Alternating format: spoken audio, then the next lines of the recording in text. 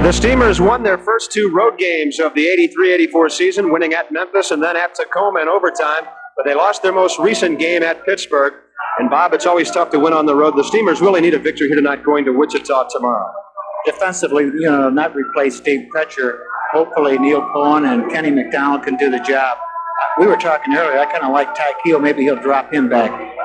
We just have to score some goals tonight. We had chances against Tacoma and didn't do it. We have to do it this evening. 37 shots against the Stars, only 2 found the net. The Steamers will try to improve on that tonight.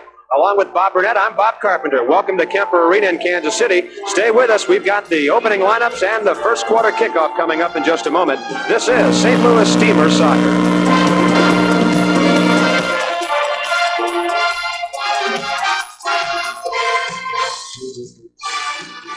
Is in the crease. Bick was coming into the picture just now. Glavin gets a rebound and scores! Tony Glavin got his own rebound, and the MISL's leading scorer has another one. It is number 18 on the year for Tony. It gives him 22 points, and the Steamers take a 1-0 lead. That pass came right back to Glavin. He hit it first time with the right foot into the left corner. Keeper was screened, but the ball was hit very hard and kept low. Just a case in point to follow up, never give up. He took the first shot, it was blocked. He stayed right with it, got the good ball in the left corner. They're going to call it an unassisted goal at 8:31 of the first quarter, and Tony Glavin, the Moto Man, has done it again. He's got his 18th goal of the year. Kansas City will get a free kick on a ball St. Louis thought belonged to the Steamers. John Stumble, the trigger man in the corner. He's a tricky player, former Steamer. Leads all MISL players in appearances, and it's blocked nicely by Bellinger on the dead ball situation. Tony down the left wing. He's run down from behind. That's going to be a penalty against Kansas City's Gino Schiraldi. Deflected, and they'll clear it away with Clark getting a piece of it here. Around Carl Rose. Out along the boards for Daryl Duran. That's what you want, though, on the power play, which we just saw there a moment ago. Daryl Duran got the ball in real deep before he made the diagonal pass to the wing.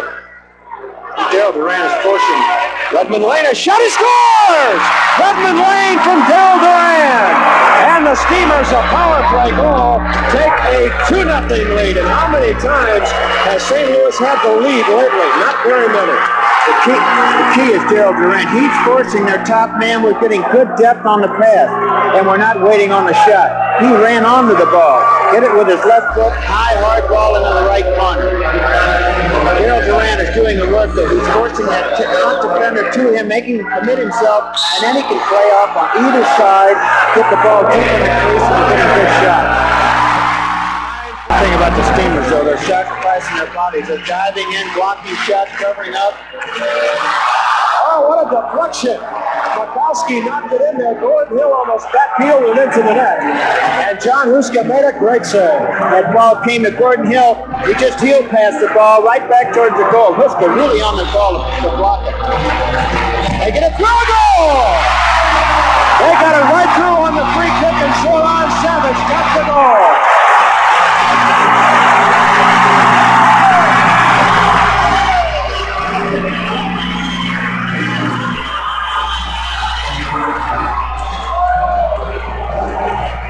That came right out of the Steamers playbook. They snuck Savage right across the box. Nobody picked him up. First time in the back of the goal. It's amazing the amount of times they put that ball through the defenders and hit an open man. Steamers do it very, very well. They took one of our plays and did the same thing to us. Ahead for Bellinger. Steamers a chance to push forward. A shot wide. DePede dropped it along the boards and now throws it out immediately and looks for Gordon Hill downfield. And that'll do it for the first quarter. A good, hard, aggressive, and good scoring 15 minutes of play. Dave Clemens, St. Louis Steamers lead Pat McBride's Kansas City Comets 2-1 after 15 minutes. We'll be back with our observations of the first quarter in a moment from Kansas City. This is St. Louis Steamers Soccer. And so DePede had 5 goals for Kansas City, John Huska 3 for the Steamers of St. Louis.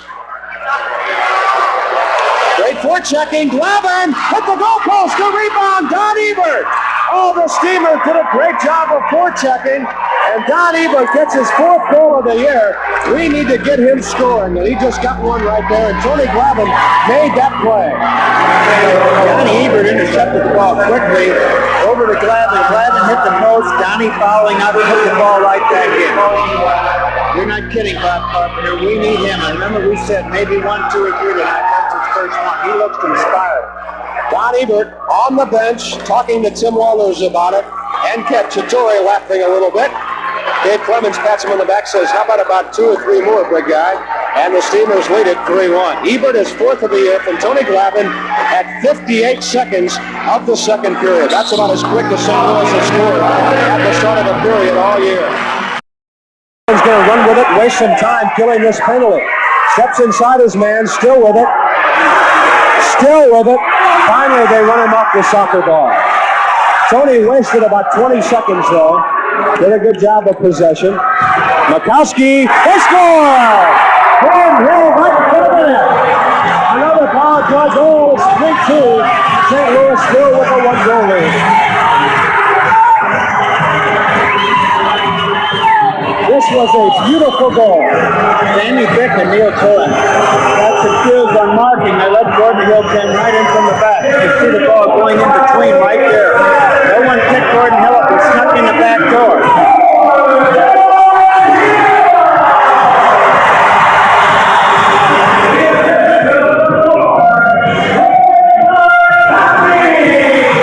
It's the 6th goal of the year for Gordon Hill. Ed Mikowski got the assist at 5:48, so the ball went into the net only 41 seconds after the Steamers were penalized for delay of game. Bellinger in the right wing for Ebert against Mikowski. Greg whacks it off the boards hard. Back to the keeper. A shot, a save in front. Redmond Lane and Ebert almost got an easy goal. Now it's ahead. Gordon Hill, breakaway. Right side, a shot, a score.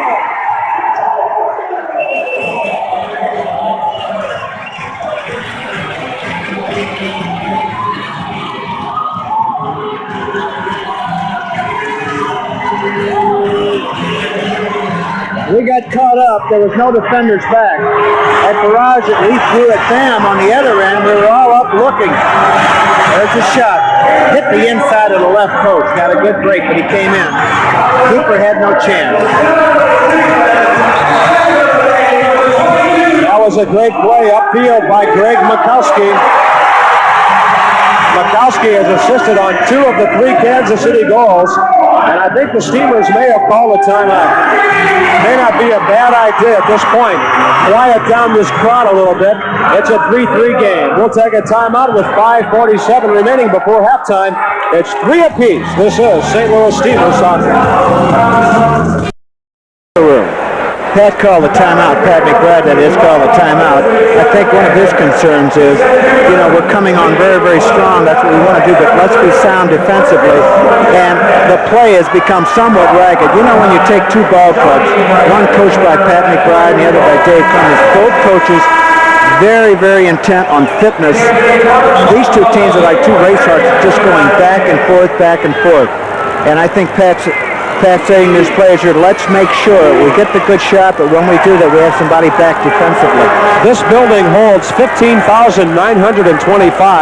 As you can see, they are within 250 of attendance average per game. Number 1 in the league. The Steamers, of course, at 14-7 are number 2.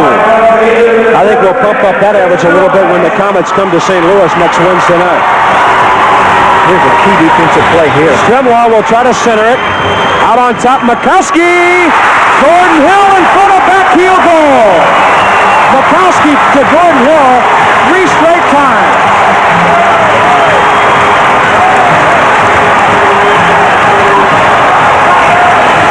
That's being at the right place at the right time. Mikowski took a shot on goal. Gordon Hill right there came off the back of his foot and in the goal. Kansas City unanswered goals at 5:48, 9:13, and 12:17, all from Gordon Hill, and all assisted by Greg Mikowski. They'd call a timeout, and I'd be doing it. They didn't score 2 seconds later. That's right. So Tony Glavin in motion, trying to get something started for St. Louis. Tony Bellinger on the near side. Katsoukas took it away from him.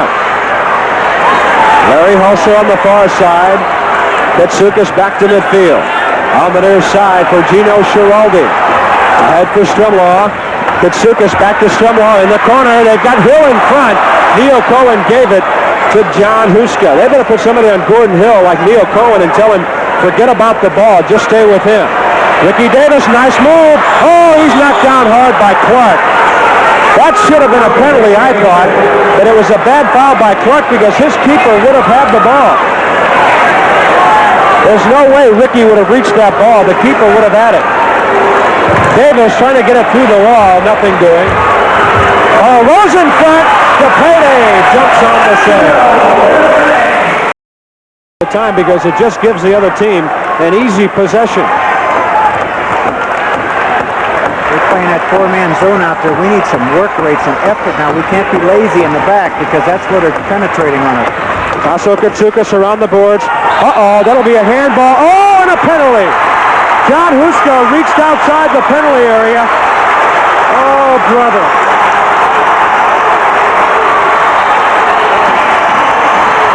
Ball came to Huska, kind of fumbled it, reached for it, went out.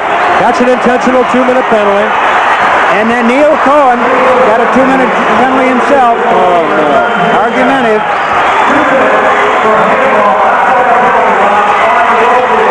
This looks like Wichita in the playoffs last year.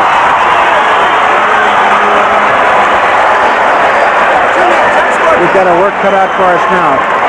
The ball definitely was outside the penalty box. He fumbled it on the first time, reached out. And then an additional 2 minutes. So we are really in a bind right here. Plus they get a free kick right outside the penalty area. Kansas City has a 2-man advantage. Plus, the Steamers will probably have to serve another penalty. They haven't posted another penalty, so evidently Neil Cohen is serving the penalty for John Huska because Huska's penalty is posted on the board and Cohen is in the box. So hopefully Neil Cohen did not get a penalty. If he did, we're really in trouble because he'll have to serve that after the keeper's penalty is over. I thought I saw another 2-minute card come out. I really did. I thought I saw Neil Cohen say something and a 2-minute card flashed up, and it looks like that's what the referee is talking to Sammy Bick about right now. I think he's telling him that you were given 2 penalties on the play, and you're going to have to serve another one when this first one's over. And that doesn't even count the one to Carl Rose for tripping.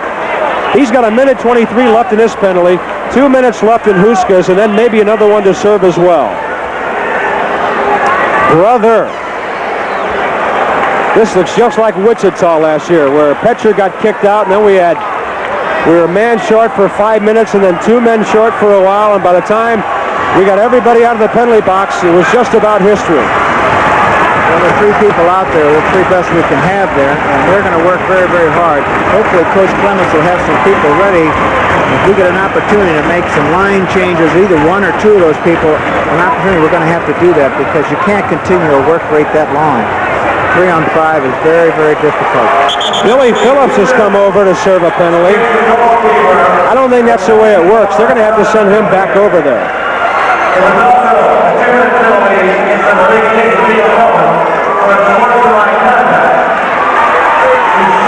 Dave Clemens is demanding an explanation.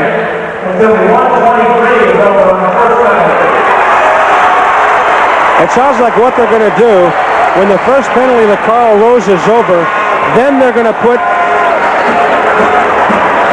Neil Cohen. That will start his penalty. So now Redmond Lane is coming over, I believe, to serve the penalty on Huska. What a mess. Neil Cohen will stay in the penalty box, but I don't think his penalty starts ticking off at this moment. And the Steamers have 3. You can't go out there and play 2 aside besides the keeper. It's just like hockey. You can't play less than 4 men out there at any time. Oh boy. I don't know if I'm going to watch this or not. This is tough. almost an impossible task, but maybe we can reach up and do it. If you can do it, it's a big emotional lift for your team. Stremlaw centering it. They put it off to the left side. Now it's Savage. We got to get that first penalty killed. This is Mikowski against Sammy Bick. Right side, Katsuka shot out wide. He's got a great shot. On the left side, they play it back to Mikowski at the point. 45 seconds left in the half. Stremlaw in the corner. Katsukas. Stremlaw hit it high. And we have a foul in the penalty area as Gordon Hill is going to get a foul for piling in to Bellinger and John Huska. He knocked both of them down. I don't see a card in his hand. I just see a foul. And there's another situation where they should have gotten 2 minutes. Huska straight up the field. Mikowski knocks it down, fighting with Sam Bick for possession. They center it. Zoran Savage, Katsukas. They got Gordon Hill in front waiting for a deflection. Ball comes to the near side after a shot by Mikowski, and a goal! Another one for Gordon Hill. He's got 4 of them in the second quarter.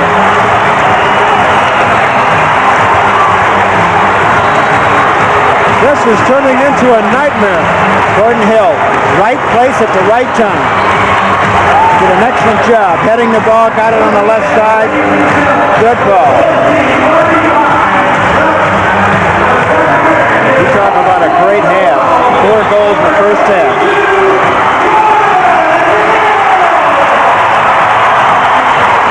In big ball games like this, you get somebody who happens to get hot, he can carry you. And that's what's happening tonight. Gordon Hill, right place at the right time in all of his goals. He's nearing some kind of a record. He must be. So they still have a 2-man advantage. Gordon Hill, Tony Bellinger the save. 10 seconds left in the period. The Steamers are going to just have to get to the locker room down by 2 goals. That's it.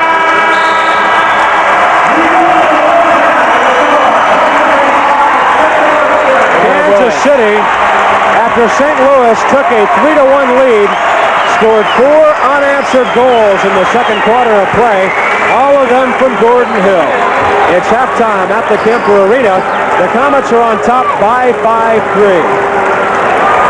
You folks on television will be joining Jim Duff in the studio. Folks on radio, come back with us in a moment, and we'll wrap up the first half of play. From Kansas City, this is St. Louis Steamers soccer.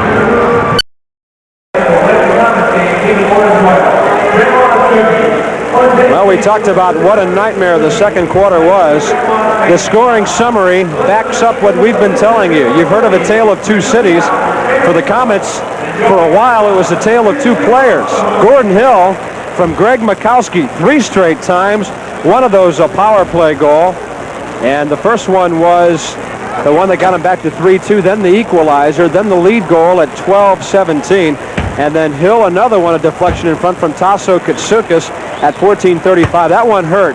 2 men down as we were only 25 seconds away from heading into the locker room. Only down by a goal, but as it is, the Steamers are down by a 5-3 score. For you folks on television, a replay of the final goal, and it was a pretty easy goal for Gordon Hill. They've given him some good service tonight, Bob, which is something a great forward always needs. Boy, it looks on that goal, that would look like a shot coming from Katsukas. He just happened to be in the right place. Of course, he got his head on the ball, put it in nice. Earlier, I'm sure that was a shot taken by Mikowski. He was there, put the ball in. I'd like to say hello to Steve Petra and Sean McQueenie tonight from Steve's brother John and his wife Sally. They are here.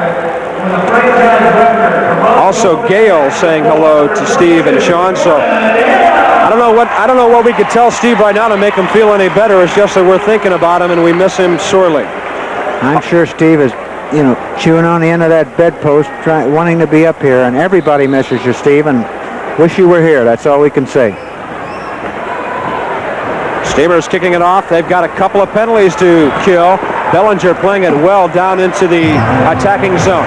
There's 45 seconds left in Huska's penalty, which Redmond Lane is serving, and 1:20 left in Neil Cohen's penalty. St. Louis 2 men down.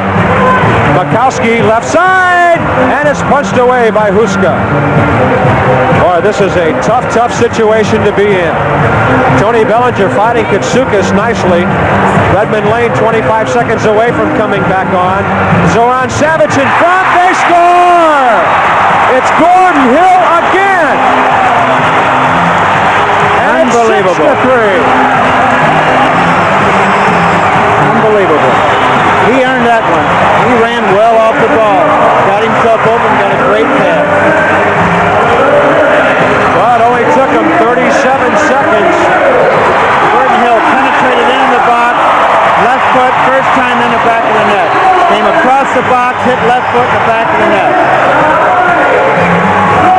The key on that is that he's moving off the ball and getting himself open to receive the pass. Savage got the assist. Gordon Hill has scored the last 5 goals of this game. Everything he touches tonight is turning to goal. Or a goal at midfield. 50 seconds left now in the final penalty, so the Steamers are 1 man short. And again, it's a shame they couldn't hold on for another 20 seconds, but they would have at least gotten back to 1 man down before the goal was scored. We'd be at even strength now. Kansas City is really cashing in on the power plays this evening. In front, another one for Gordon Hill!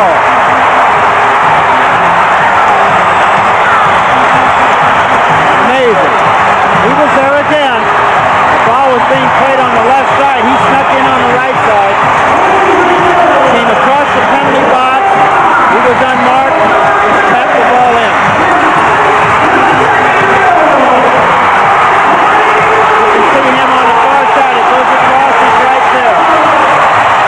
A good anticipation on his part. The Steamers are working awfully hard. It's just so difficult. 3 against 5, 4 against 5. You're worn down. You're trying so very, very hard. This guy's hot. It's unbelievable. Gordon Hill has 6 goals tonight. He has more than double his season output. The Steamers are finally back at even strength and down by 4. 7-3 Kansas City. Now a foul against the Comets in the right corner. Tony Glavin will leave it for Ricky Davis to take the free kick. Let's get a quick one here and shut up this crowd. I'm tired of hearing these people. Well, we're sitting right amongst them. Hulser, header, a goal! Sammy Bick. A great header from Hulser. How about those apples? It's 7-4. Boy, Hulser gave a nice ball right over the top of the zone as Sammy Bickler was coming in. Nice chip ball over the top of the zone. He's there, gets on top of the ball, heads it straight on down into the net. Boy, did St. Louis need that or did they need that? Steamers come back quickly. That shows a lot of character. I said earlier in the game I didn't think there'd be much scoring because both teams were tough defensively. It shows what I know. Tony Glavin turning and shooting, a block by Tim Clark. It was a great dead ball situation. Ricky Davis chipped it across the goal mouth, and Sam Bick headed it home. Hulser rather on the assist. We'll get a time for you here in a moment. Kansas City into the attacking zone. Carl Rose knocks it out of there. Strange things happen, Bob. Momentum can change. We're not out of it by a long shot. A lot of soccer replay tonight yet. Tim Clark plays it down the right side. They get it around the boards back to John Huska. Gordon Hill has 6 of Kansas City's 7 goals. It's a 7-4 game. Ricky Davis hustling down the left side. Tony Glavin couldn't quite reach the clearing pass. Nelson Seal down the left side across the red line. In the middle, a shot. High and wide, the rebound from Fredrickson. He couldn't pull it down. Davis in the corner. Did well to clear it away. Now they get it on top for Schiraldi. Left side for Tim Twellman. Schiraldi top of the area. Tony Bellinger cleaned his clock. And the pass is up over 3 lines, or else Glavin would have had a breakaway. 1:23 the time of the goal for Sammy Bick. So we had 2 Kansas City goals and a St. Louis goal within the first 1:23 of the third quarter. let's get this thing settled down and quiet the crowd and get another goal or two. At midfield, John Strimlaw, the all-time MISL leader in games played. Tasso Katsoukas off the boards. Thank you, says Neil Cohen. Bellinger lets it roll all the way back for Huska once more. On the near side, Ty Keogh. You know what's interesting, Bob? You talked about depth before. Kansas City has only gone with 2 lines most of this game. We'll see if St. Louis using more people pays off later on. Ebert was fouled by Griffith. St. Louis free kick. Cohen wide of the goal. DePayday almost fumbled it after picking it up. And now a foul will be called on Bellinger for obstruction. I don't understand that either. Well, he got up and started running with the ball. Oh, they're going to give the free kick to St. Louis right next to the Kansas City goal now. Be sure. In front, Bellinger scored! Tony Bellinger! They gave the Steamers the free kick, and Bellinger put it in. It's a 7-5 game. Quick restart, especially they were so effective. Kansas City shouldn't shot. They were arguing. They weren't ready. They didn't set it up right away, and it cost them the goal. There it is there. Redmond Lane. Quick ball. There's a quick ball of Bellinger, and he didn't hesitate. Right foot in the left corner.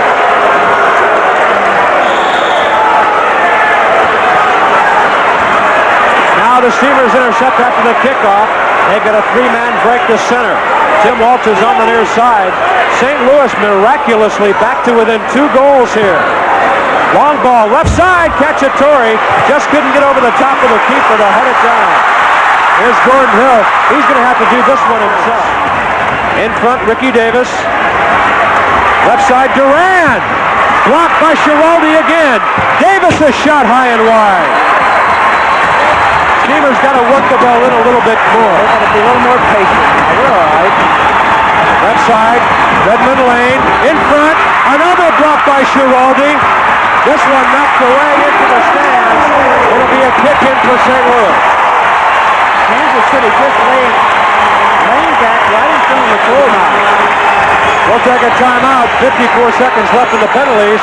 St. Louis down by 2. This is St. Louis Steamer Soccer. I wish you put Donnie Ebert in there now.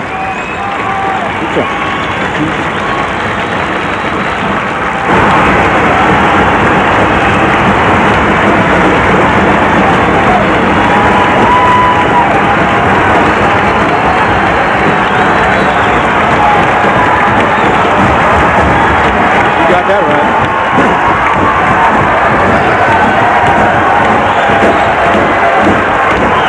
Steamers down by 2. They have a 2-man advantage for the next 50 seconds. In front, Glavin trying to get the rebound from the shot of Carl Rose. Redmond Lane, Ricky Davis. Tony Glavin. Yes! In the corner, centering it. Carl Rose, rebound and score! Redmond Lane on the rebound. And it's a 1-goal game. That's what they had to do. Just quick movement. Get the ball deep and then play it across the box. Tony did that. Played a look at that. Carl Rose let it go between his legs. Redmond Lane came in. He didn't hesitate on it. Off the boards, right to the car, let it go, and he came in right foot through the goalie's legs in there. Now we still got another chance. St. Louis still has a 1-man advantage for the next 37 seconds. Goals by Sammy Bick, Bellinger, and Lane, and it's 7-6. Can you believe this? We still got 9 minutes of the third quarter left. I'll tell you, but there's nobody in the penalty box and no time entered on the scoreboard. I guess that's the case for a bench penalty. Cacciatore giving chase against John Strimlaw. Only 7 seconds left in the period. Let's get out of this period into the fourth quarter, only down by a goal. Katsoukas in front. That should do it.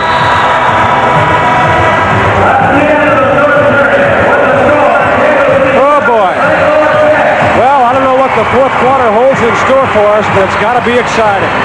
After 45 of our 60 minutes, the St. Louis Steamers trail the Kansas City Comets by a 7-6 score. We'll catch our breath and be back in a moment. This is St. Louis Steamer Soccer. Minute 19 is left on the power play. And then the Steamers will be back at even strength. It is of utmost importance that they kill off this penalty. Now it looks like they're putting someone in the penalty box, Bob. Yeah, I guess they didn't because the period was almost over. So now they have Larry Hulser serve the penalty for the last minute 19 of the penalty. We got our best four out there, penalty killers. Just hang in there. Another minute and 17. Tim Walters, Jeff Cacciatore, Carl Rose, and Sam Bick killing the penalty. Katsoukas in front. Gordon Hill tried to deflect another one. John Huska is just going to heave it down the floor. Strimlaw against Walters. Timmy steals it, and then Walters watched as Strimlaw got it back to the keeper. Now here they come, 3-on-2. Right side, Katsoukas in front for Gordon Hill. Couldn't quite reach it. Oh, it hit the goalpost on an impossible angle shot and came right back out. If that one would have gone in, you'd have to think that Gordon Hill had a magic charm in his pocket or something.